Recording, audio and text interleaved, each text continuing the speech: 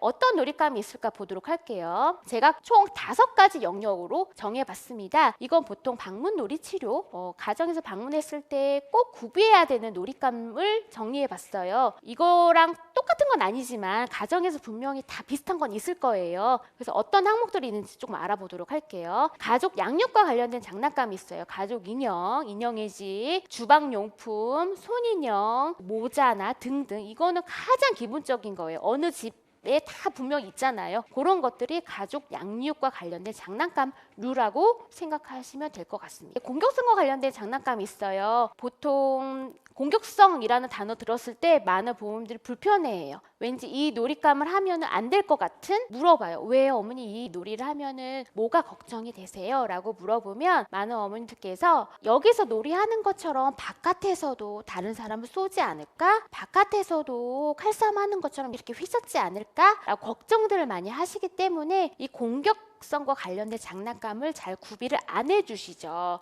그래서 보통은 이제 치료 장면에서 이게 꼭 필요합니다. 아이가 안전한 상황에서 공격성을 해소할 수 있는 장난감이기 때문에 펀치볼, 작은 공룡 모형, 작은 플라스틱 군인들 모형, 그리고 칼이나 닿은 총 같은 거 던질 수 있는 거 이런 것들도 구비해 둡니다. 왜냐하면 안전한 상황에서 한계를 정해놓고 하게끔 하는 거예요. 발달 지연이 심각한 아이들은요, 놀이 장면에서만 할 수 있어, 바깥에는 할 수 없어, 이걸 이해하지 못한 아이들은요 공격적인 장난감 주면 안 돼요. 근데 일반적인 아이들은요 규칙처럼 여기에서만 할 수 있는 거야, 놀이방 바깥에서는 할 수 없고 선생님이랑 여기서 할 수 있어 라는 그런 경계를 알려주시면 할 수 있습니다. 꼭 필요한 공격성과 관련된 장난감류도 가정에서 한번 생각해 보시면 좋을 것 같아요. 그 다음에 표현 건설과 관련된 장난감이 있습니다. 이건 되게 유용해요. 많이 쓰여요.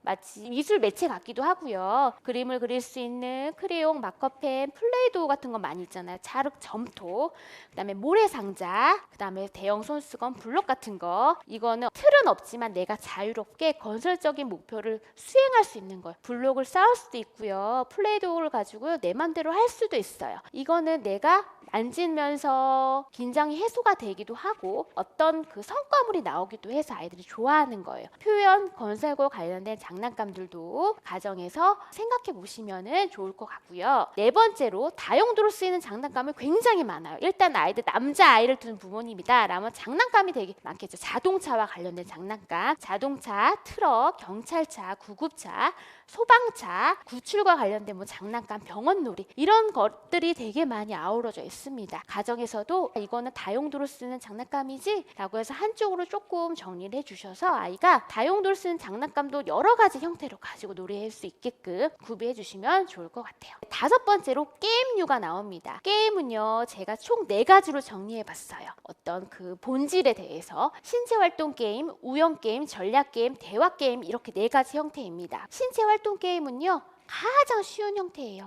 공놀이, 그쵸? 처음에는요 아이들이요 공놀이 잘 차지 못했을 때는요 게임처럼 할 수 없어요. 능숙해지면 골대를 만들어서 서로 슛 골이 나는 공놀이 게임 형태로 할 수 있고요. 낚시 게임, 대근육, 소근육을 활용할 수 있는 운동과 관련된 게임들도 진행이 될 수 있습니다. 신체활동 게임은 어린 연령에 어떤 숙달감, 조작 능력을 키울 아이들한테 좀 필요한 거고요. 그 다음 단계가 우영 게임, 찬스 게임이라고도 해요. 이거는요 사다리 게임, 우노 게임이라고 하는 거예요. 우영 게임이라 함은 나의 지적인 능력과 상관없이 게임에서 질 때도 있고 이길 때도 있는 거, 우연의 요소, 운과 관련된 게임이에요. 운과 관련된 게임 뭐가 있을까요? 주사위를 던져서 나오는 칸수대로 이동을 한다든지 여러 장의 카드 중에서 뽑는 거, 그거는 내가 지능이 150이어도 질 수 있는 거고요. 내가 지능이 80이어도 질 수도 있는 거예요. 어떤 전략을 구사하지 못하는 겁니다. 그렇기 때문에요 아이들이요 쉬운 형태 요건 할 수도 있어요. 그 다음 형태가 전략 게임입니다. 전략 게임은 바둑, 체스 이런 거예요. 전략을 구사하는 거고요. 이거는요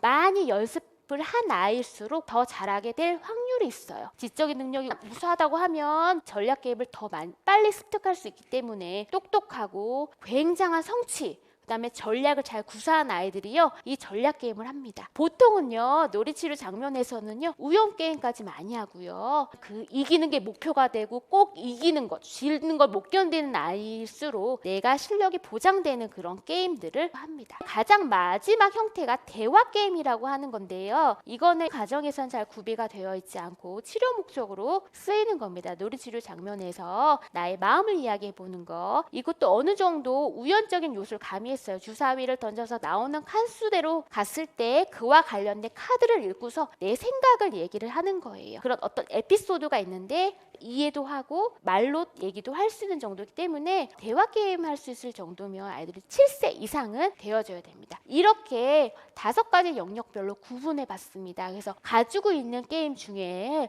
이거는 뭐와 관련된 거지? 지기도 했다가 이기기도 했다가 나의 노력과 상관은 없어. 그럼 우연 게임류예요. 근데 나의 그 능력과 상관이 있는 거, 체스, 오목도 해당되잖아요. 우리 아이들이 게임 중에서 어떤 형태의 게임을 골라서 하는지, 어떤 게임을 했을 때 더 크게 성취감을 얻는지를 파악하시면 될 것 같아요.